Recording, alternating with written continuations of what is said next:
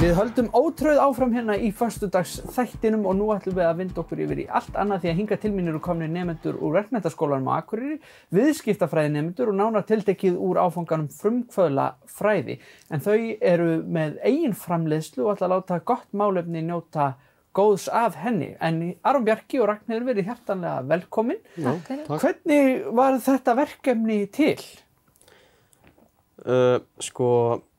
Þá bara hvernig á maður að segja það, hafa bara sett inn hugmynd bara, leggja höfuð í bleyti bara allir hópurinn bara og svo bara koma allt í þessi hugmyndu bara hei, gerum kerti bara og það bara gekk sko. Og þið gerir þetta allt saman sjálf, þið búið til kertin heima og þú Ragnheiður, þú hannaðir meira þess að logoið. Já. Þannig að þetta er algjörlega heima tilbúið, má segja. Já. Og glæsileg kerti. Hvar verður hægt að nálgast þau? Á Facebook síðan okkar og Instagram, sem er bara ark.kerti. Já, þannig að þið ætlið að selja þau þar. Og hvaða málefni ætlið þið að styrkja? Því þið ætlið að láta eitthvað gott málefni njóta góðs af þessari framleiðslu. Við ætlum að styrkja stígamót sem að hjálpa fólki sem er búin að fara í gegnum kynferðisofbeldi og eitthvað svoleiðis sko. Þannig að þetta er nú kjörið fyrir fólk sem vil sko fegra heimili sitt og láta einhverja njóta góðs af í leiðinni. Þá er þetta bara, slær maður margar flugur í einu höggi. Já. Og þið eru með kerti með ykkur, ekki satt? Jú. Ekki að fá að sjá framleiðsluna? Við erum með bara svona kerti bara. Stórglæsilegt og logoið kemur einstaklega vel út. Logoið er mjög flott sko. Hver er sagan á bakvið nafnið? Ark? Sko, við í hópnum, þú veist, ég heiti Aron, Ragnheiður og síðan önnur heitir Rakel og síðan Karl og það er bara, byrjunarstafur okkar nafni, A-R-R-K. K, já.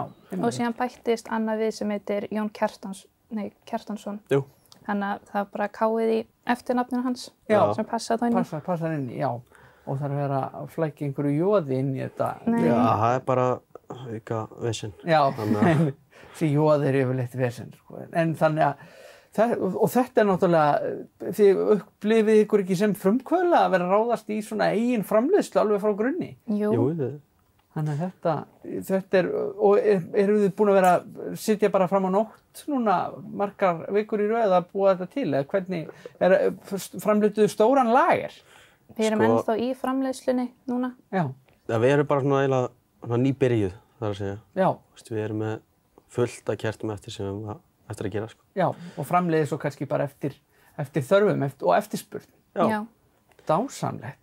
Þannig að fyrir áhugasama þá bara hvetjum við fólk til þess að finna ykkur á Facebook og Instagram og skella sér á kerti og styrkja stígamót í leiðinni. Já, og líka það er búið til úr endurinu kertavaxaafgöngum.